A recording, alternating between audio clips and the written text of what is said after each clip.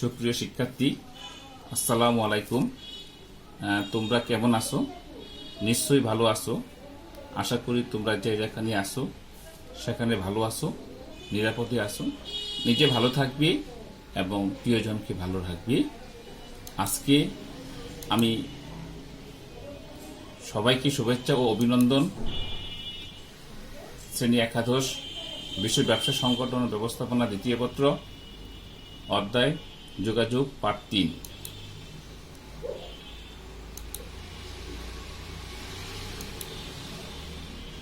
শিকনফল। অর্থাৎ আমরা আজকে এই পাঠ থেকে যা শিখতে পাব, প্রথমে আমরা কার্যকর যোগাযোগের পথে বাধা বা প্রতিবন্ধকতা সমূহ চিহ্নিত করতে পারব। ২. ব্যবসা যোগাযোগে আইসিটির বিভিন্ন মাধ্যম যেমন fax, internet, email, teleconferencing, mobile, SMS ব্যবহারের পদ্ধতি ও কৌশলগুলো ব্যাখ্যা করতে পারব। সুপ্রিয় শিক্ষার্থী, আমরা ইতিমধ্যেই এই অধ্যায়ে ২টি ক্লাস নিয়েছি। আজকে এই অধ্যায়ের আমরা শেষ ক্লাসটুকু তোমাদের সাথে আলোচনা করতে যাচ্ছি। এখন আমরা কার্যকর যোগাযোগের বাধা ও প্রতিবন্ধকতা সমূহ। সাংগঠনিক প্রতিবন্ধকতা। প্রথমে আমাদের আসছে যে নেতিবাচক সাংগঠনিক পরিবেশ। আমরা জানি যে কার্যকর যোগাযোগের ক্ষেত্রে সংগঠন ও সংগঠন কাঠামোর মধ্যে যেসব বাধা ও প্রতিবন্ধকতা দেখা দেয় সেগুলো সমষ্টি হলো সাংগঠনিক প্রতিবন্ধকতা।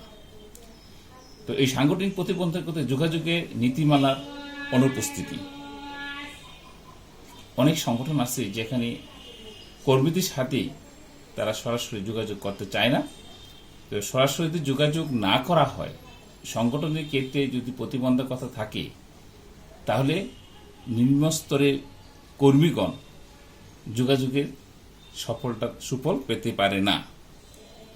সাংগঠনিক স্তরের আধিক্য। অনেক সংগঠন কাঠামো আছে যেখানে কর্মীর চেয়ে নেতার সংখ্যা অনেক বেশি থাকে। অর্থাৎ সাংগঠনিক স্তরের যদি আধিক্য থাকে তাহলে সেখানে যোগাযোগের প্রতিবন্ধকতা দেখা দেয়। পদমর্যাদার পার্থক্য। পেশাগত অবস্থান, স্তর বা অবস্থাকে আমরা পদমর্যাদা বলি। একই প্রতিষ্ঠানে প্রভাবশালী বা ক্ষমতাবান ঊর্ধ্বতন ব্যক্তি এবং দুর্বল চিত্তের বা সহজ সরল ধরনের অধীনস্থদের মাঝে যোগাযোগের ক্ষেত্রে পদমর্যাদার পার্থক্য অনেক সময় বাধা হয়ে দাঁড়ায়। এরপর আমাদের আছে ব্যক্তিগত প্রতিবন্ধকতা, ব্যক্তিত্বের পার্থক্য। আমরা জানি যে ব্যক্তিত্ব বলতে কোনো ব্যক্তির মাঝে থাকা স্বতন্ত্র কিছু জ্ঞান, ধারণা ও বৈশিষ্ট্যকে বোঝায়, যাহা তাকে অন্যদের থেকে আলাদা করে তোলে। বিভিন্ন ব্যক্তি এরূপ ব্যক্তিত্বের পার্থক্যের কারণে যোগাযোগে বাধা তৈরি হয়। প্রত্যক্ষণগত পার্থক্য। কোনো বিষয়কে নিজের মতো করে দেখা, শোনা, বোঝা বা ব্যাখ্যা করার সামর্থ্যকে প্রত্যক্ষণ বলা হয়। সুপ্রিয় শিক্ষার্থী, প্রত্যক্ষণগত ভিন্নতার কারণে কোনো সুনির্দিষ্ট বিষয়কে এক একজন এক একভাবে বুঝে নেয়। ফলে এ ধরনের পার্থক্য যোগাযোগের ক্ষেত্রে অনেক সময় বাধা হয়ে দাঁড়ায়। ভীতি বা ভয়। দ্যাট মিনস আমরা যেটিকে বলি বিশ্বাস এবং অবিশ্বাস ও সন্দেহ। প্রাতিষ্ঠানিক কর্মরত বিভিন্ন ব্যক্তি বা পক্ষের মধ্যে পারস্পরিক অবিশ্বাস বা সন্দেহ দেখা দিতে পারে। এতে তাদের মধ্যে সম্পর্কের অবনতি সহ বিভিন্ন ধরনের সমস্যা তৈরি হয়ে থাকে। ফলে যোগাযোগে তাদের অনীহা সৃষ্টি হয়। পূর্ব ধারণার সাধারণ প্রয়োগ। পূর্ব ধারণা সাধারণ প্রয়োগ বলতে কোনো সাধারণ বিষয়ের জনগোষ্ঠীর আগে থেকে বিদ্যমান ধারণাকে বোঝায়। এর সাধারণ প্রয়োগ যোগাযোগে ব্যাহত হতে পারে। আরেকটি আছে আমাদের যে হেলো প্রভাব। এখন এই হেলো প্রভাবটি আমাদের কি?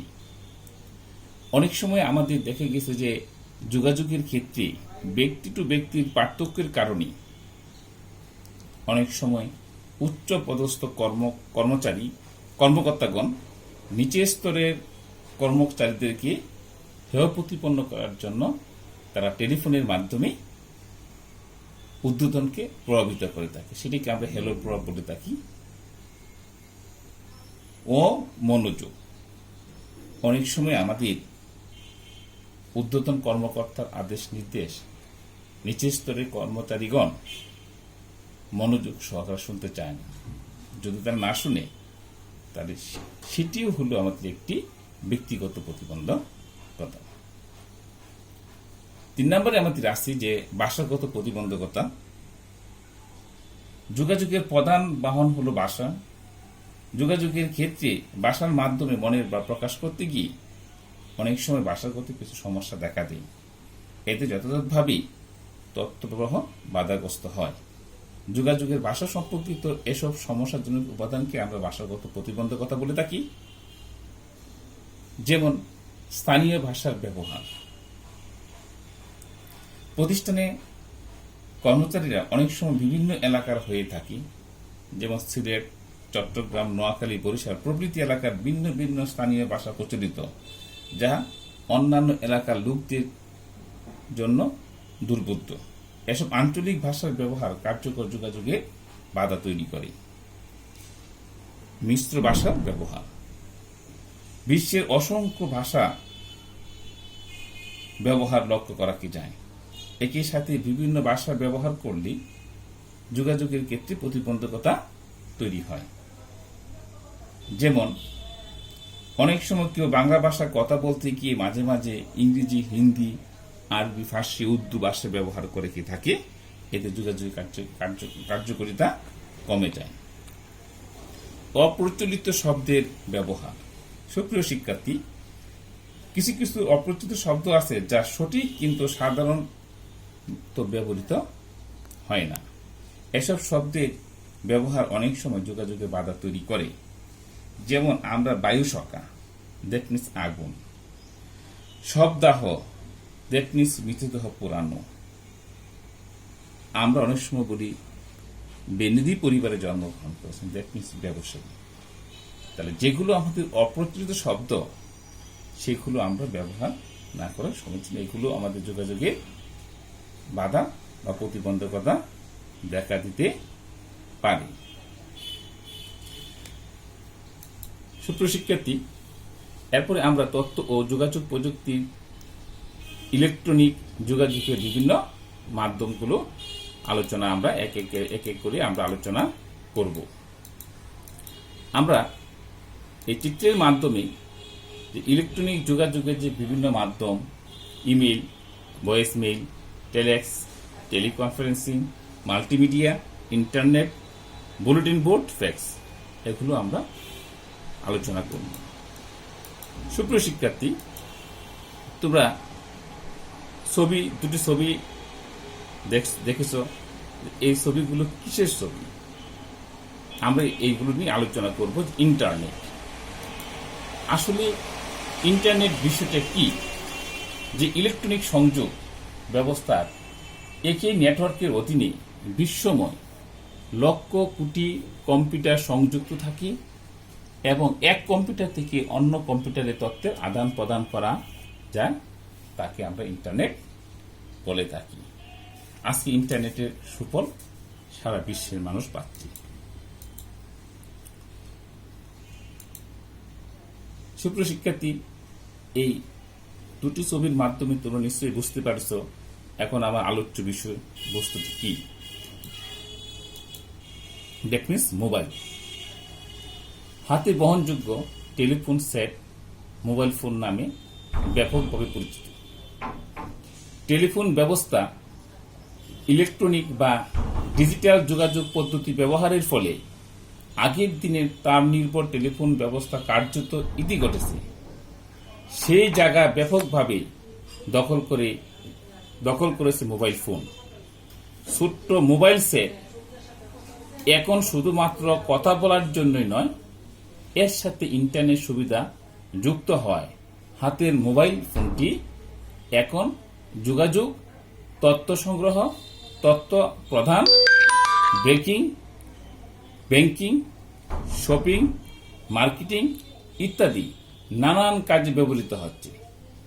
আধুনিক যোগাযোগ ব্যবস্থা মোবাইল বা সেলুলার ফোন সবচেয়ে বেশি অবদান রেখেছে।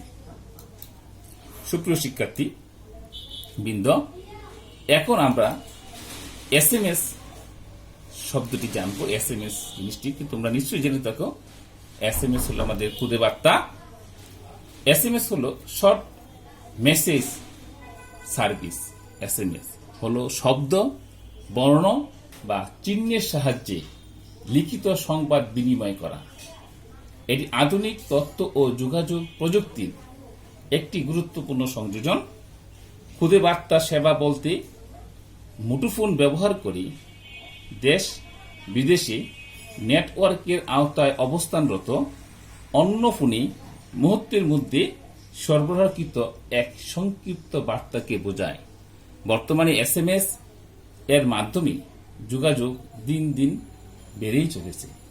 এই লিখিত সংবাদ সাধারণত স্পেস সহ 160 ক্যারেক্টারের বেশি হয় না। সুপ্রিয় শিক্ষার্থী, এই খুদে বার্তার মাধ্যমে আমরা সহজেই যোগাযোগ করতে পারি। ইমেইল ইন্টারনেটের সাহায্যে এক কম্পিউটার থেকে অন্য কম্পিউটারে তথ্যের আদান প্রদানকেই ইমেইল বলে। এর মাধ্যমে যোগাযোগে প্রেরক এবং প্রাপক উভয়ের কম্পিউটারে ইন্টারনেট সংযুক্ত থাকতে হবে। তাহলে সুপ্রিয় শিক্ষার্থী, আমি কি বললাম যে প্রাপক এবং প্রেরক উভয়ের কম্পিউটারে আমাদের কি থাকতে হবে? ইন্টারনেট সংযুক্ত থাকতে হবে। যখন প্রাপকের কম্পিউটার একটি সংবাদ নেয় তখনই তা স্বয়ংক্রিয়ভাবে কম্পিউটারে মেইল বক্সে জমা হয়ে যায়। তুমি ইন্টারনেটে নেই, তোমার মেইলে এসে সেটা সংবাদটি, প্রেরকের সংবাদটি এসে তোমার মেইলে জমা হয়ে যাবে। পরে যখন তুমি প্রাপক তার সুবিধাজনক সময়ে যখন মেইল বক্স থেকে সংবাদটি দেখতে ও পড়তে কি পারে। তাহলে তোমাকে যে সবসময় যে মেইল থাকতে হবে এমন কোনো কথা নেই। দ্যাট মিনস তুমি কি করবে, তোমার কম্পিউটার যদি তোমার বন্ধ থাকে তারপরে তোমার প্রেরকের সংবাদটি এসে তোমার মোবাইলে মেইলে এসে জমা থাকে, তুমি সুবিধাজনক সময়ের মধ্যে পড়তে পারবে। টেলিকনফারেন্স আধুনিক প্রযুক্তির আরেকটি উন্নত বিষয়বস্তু হলো আমাদের টেলিকনফারেন্স। পরস্পর ভৌগোলিকভাবে ভিন্ন স্থানে অবস্থান করা কয়েকজন ব্যক্তির মধ্যে টেলিফোনের মাধ্যমে অনুষ্ঠিত আলোচনা অনুষ্ঠানকে টেলিকনফারেন্স বলে। অর্থাৎ এক একজন এক এক জায়গায় থাকতে পারে, দেশে বিদেশে অবস্থান করতে কি পারে, কিন্তু আমরা সেখানে আলোচনা করতে পারি। টেলি শব্দের অর্থ হলো দূর এবং কনফারেন্সিং শব্দের অর্থ হলো আলোচনা। অর্থাৎ টেলিকনফারেন্সিং হলো আলোচকগণ পরস্পর দূরবর্তী স্থান থেকেও টেলিফোনের সাহায্যে মতামত বিনিময় করার প্রক্রিয়া। আমরা টক শোতে বিভিন্ন বিষয় দেখতে পাই, সংবাদের মাধ্যমে যে আলোচনাগুলো হয়, দেখানো হয়, সেটা একটু টেলিকনফারেন্সের একটি সংস্করণ। এতে একসাথে একের বেশি টেলিসংযোগ দিয়ে অনেকের সাথে মত বিনিময় করা যায়। সহায়ক তথ্য টেলিকনফারেন্সিং দুই ধরনের, একটি হল অডিও কনফারেন্সিং আর হল ভিডিও কনফারেন্সিং। ভিডিও কনফারেন্সিং, সুপ্রিয় শিক্ষার্থী, ভিডিও কনফারেন্সিং হলো যে দেখিয়ে দেখিয়ে আমরা যদি আলোচনা করতে কি পারি। ভিডিও কনফারেন্সিং হলো এক ধরনের যোগাযোগ ব্যবস্থা যেখানে টেলিভিশন বা মনিটরের পর্দায় কনফারেন্স বা মিটিংয়ে অংশগ্রহণকারী ব্যক্তিরা পরস্পরের মুখোমুখি হয়ে কথোপকথনে অংশগ্রহণ করে। অর্থাৎ যে ব্যক্তিরা কি পরস্পর মানে কি তারা আলোচনায় অংশগ্রহণ করে একে অপরকে দেখতে কি পারে। টেলিকনফারেন্সিং এর একটি প্রক্রিয়া হলো ভিডিও কনফারেন্সিং। এক্ষেত্রে কম্পিউটার ও ইন্টারনেট আবশ্যক। কম্পিউটার থাকবে, ইন্টারনেটও থাকবে। এই ব্যবস্থায় মনিটরের পর্দায় গ্রাহক ও প্রেরক পরস্পরকে দেখতে ও কথা বলতে পারবে। কত সুন্দর যোগাযোগ। তুমি সেই আমেরিকা থেকে বাংলাদেশে তোমার প্রিয়জনের সাথে, ব্যবসায়িক পক্ষের সাথে তুমি কথা বলতে পারতেছো, গ্রাহকরা দেখতে পারতেছো, প্রেরক গ্রাহককে দেখতে পাচ্ছে, গ্রাহক প্রেরককে দেখতে পাচ্ছি। দেশে এবং বিদেশে অন্যদের সাথে যোগাযোগ করতে পারো। এই ধরনের যোগাযোগ তুলনামূলকভাবে ব্যয়বহুল, কিন্তু গুরুত্বপূর্ণ সংবাদগুলো আমরা ভিডিও কনফারেন্সিং মাধ্যমে করতে পারি। আজকে আমাদের যে কোভিড অবস্থায়, এই অবস্থায় আমরা অধিকাংশই এই কনফারেন্সগুলো আমরা ভিডিও কনফারেন্সিং মাধ্যমে করে থাকি। ভয়েস মেইল, সুপ্রিয় শিক্ষার্থী, কল না করেও যান্ত্রিক উপায়ে মানুষের কণ্ঠস্বর রেকর্ড করে কাঙ্ক্ষিত গ্রাহকের কাছে পাঠানোর পদ্ধতিকে বলা হয় ভয়েস মেইল। মূলত প্রেরক কর্তৃক প্রয়োজনীয় কথা ধারণ করে কাঙ্ক্ষিত ব্যক্তির মেইলে বা ইনবক্সে অবিকলভাবে পাঠিয়ে দেওয়াকে বলা হয় ভয়েস মেইল। এর সাথে তোমাদের পূর্ব থেকে ধারণা আছে। ফ্যাক্স। ফ্যাক্স শব্দটি ইংরেজি ফ্যাক্সিমিলি শব্দ থেকে এসেছে। ফ্যাক্স হলো এক ধরনের ইলেকট্রনিক টেলিকমিউনিকেশন যন্ত্র। এ ধরনের যন্ত্রের সাহায্যে স্ক্যানকৃত ও প্রিন্ট করা কোনো সংবাদ, তথ্য, চিত্র, নকশা, চার্ট, ফর্মুলা প্রভৃতি হুবহু সহজেই ও নির্ভুলভাবে মুহূর্তের মধ্যেই দূরবর্তী স্থানে পাঠানো যায়। এক্ষেত্রে মাইক্রোওয়েভ ও স্যাটেলাইটের মাধ্যমে তথ্য বা সংবাদের আদান প্রদান করা হয়। ফ্যাক্স বর্তমান সময়ে সবচেয়ে একটি যোগাযোগের অন্যতম মাধ্যম। মাল্টিমিডিয়া। তোমরা সুপ্রিয় শিক্ষার্থী, আমাদের সকল ক্লাসগুলি মাল্টিমিডিয়ার মাধ্যমে আমরা নিয়ে থাকি। আমাদের প্রতিষ্ঠানটি সম্পূর্ণ মাল্টিমিডিয়া। তো মাল্টিমিডিয়া সম্পর্কে তোমরা জানো যে মাল্টিমিডিয়া বলতে বহুবিধ মিডিয়া বা মাধ্যমে সমন্বিত প্রযুক্তিকে বোঝায়। এই প্রযুক্তির মধ্যে লিখিত শব্দ, চিত্র, জীবন্ত ছবি, অ্যানিমেশন, অডিও, ভিডিও প্রভৃতি প্রযুক্তি অন্তর্ভুক্ত থাকে। বর্তমানে শ্রেণীকক্ষে বা প্রশিক্ষণ ক্ষেত্রে শিক্ষার্থী বিষয় সহজেই বোঝাতে মাল্টিমিডিয়া প্রযুক্তি ব্যাপকভাবে লক্ষণীয়। সুপ্রিয় শিক্ষার্থী, এখন আমরা মূল্যায়নে যাব। নিচের কোনটি আধুনিক প্রযুক্তি সংশ্লিষ্ট এবং কোনটি সনাতন যোগাযোগ পদ্ধতির মধ্যে পড়বে উল্লেখ করো। আমি তোমাদেরকে আগেই বলে দিচ্ছি, যেগুলো যান্ত্রিক সাহায্যে যোগাযোগ করা হয় সেগুলো আধুনিক, আর যেগুলো যান্ত্রিক ব্যতীত যোগাযোগ করা হয় সেগুলি হবে আমাদের সনাতন পদ্ধতি। যোগাযোগের উপায় আধুনিক, সনাতন, যোগাযোগের উপায় আধুনিক, সনাতন তোমরা এখানে দেখবে এবং এই মূল্যায়নটা করে তোমরা অবশ্যই আমাকে ইনবক্স করবে। সুপ্রিয় শিক্ষার্থী, আমি তোমাদের ছোট্ট একটি বাড়ির কাজ দিব। সেই বাড়ির কাজটি হলো যে একটি এই অধ্যায়ের সাথে মিল রেখে আমি তোমাদেরকে এই সৃজনশীল পদ্ধতি বাড়ির কাজটি দিলাম। ছোট হয়ে আসছে পৃথিবী, কম্পিউটার নেটওয়ার্কিং ও আলাদিনের দৈত্যের হাতে একত্রিত আধিপত্য বিস্তারকারী মাধ্যমে নাম আলাদিনের চেরাক। এই আলাদিনের চেরাক নামক একটি সার্ভারের সাথে যোগাযোগ স্থাপন করলেই বিশ্বের সব সার্ভারের সাথে যোগাযোগ হয়। ফলে মানুষ ঘরে বসেই ব্যবসায়িক সব ধরনের কার্যক্রম করতে পারে। সুপ্রিয় শিক্ষার্থী, কোশ্চেন হলো ফলাবর্তন কি? আসলে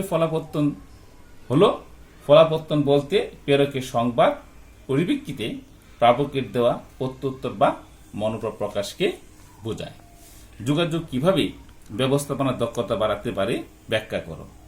আমরা জানি যে ব্যবস্থাপনা সফলতার অন্যতম পূর্ব শর্ত হলো সুষ্ঠু যোগাযোগ। ব্যবস্থাপনা দক্ষতা বাড়ানোর জন্য সুষ্ঠু যোগাযোগের খুবই সহায়ক। এর মাধ্যমে কর্মীদের সঠিকভাবে কাজের নির্দেশনা দেওয়া যায়। এতে কর্মীরা সহজে কাজ বুঝে নিতে পারে। সুষ্ঠু যোগাযোগের ফলে কর্মীদের দায়িত্ব নেওয়া কিংবা পালন করা সঠিকভাবে সম্পন্ন হয়। এতে ব্যবস্থাপনার দক্ষতা বৃদ্ধি পায়। আমরা এবার যে বিষয়টি আলোচনা করব সেটি হলো যে উদ্দীপকে আলাদিনের চেরাক নামক একচ্ছত্র আধিপত্য বিস্তারকারী কম্পিউটার নেটওয়ার্কিং এর মাধ্যমের নাম কি ব্যাখ্যা করো, তা বর্ণনা করো। দ্যাট মিনস এটি আমাদের আলোচনা করতে হবে। এটি প্রথমে যে আমরা জ্ঞানের যে আলোচনাটি করব সেটির নাম হলো আমাদের ইন্টারনেট। অর্থাৎ আমরা ইন্টারনেট ব্যবহার করে আমরা এই কাজটুকু করতে পারি। ইন্টারনেট এর পরবর্তীতে আমাদের কম্পিউটার নেটওয়ার্কিং এর মাধ্যমে কোন কোন উপাদান ব্যবহার করে আমরা সবসময় সবার হাতের মুঠোয় তোমার উত্তর সম্পর্কে যুক্তি দাও। তাহলে আমরা এখানে কি আলোচনা করব? এখানে আমাদের যে জ্ঞানের যে আলোচনা হবে, আমাদের জ্ঞানমূলক, সেটি হবে আমরা প্রথমে আমরা লিখব যে ফ্যাক্টস, দ্যাট মিন্স ইন্টারনেট প্রযুক্তি ব্যবহার করে, দ্যাট মিন্স তোমাদের এখানে যে জ্ঞানের যে উত্তরটা হবে সেখানে আমি তোমাদেরকে বলে দিচ্ছি যে কিভাবে আমরা জ্ঞানের উত্তরগুলো লিখব। দ্যাট মিন্স তোমরা প্রথমে লিখবে হলো মাল্টিমিডিয়া, ইমেল, টেলিকনফারেন্সিং, ফ্যাক্স প্রভৃতি। এইগুলো ব্যাখ্যা করাই হবে তোমার উচ্চতর দক্ষতার প্রশ্ন। সুপ্রিয় শিক্ষার্থী, তোমরা ভালো থাকবে এই আশা রেখে আমার ক্লাস এখানে শেষ করছি। সবাইকে ধন্যবাদ।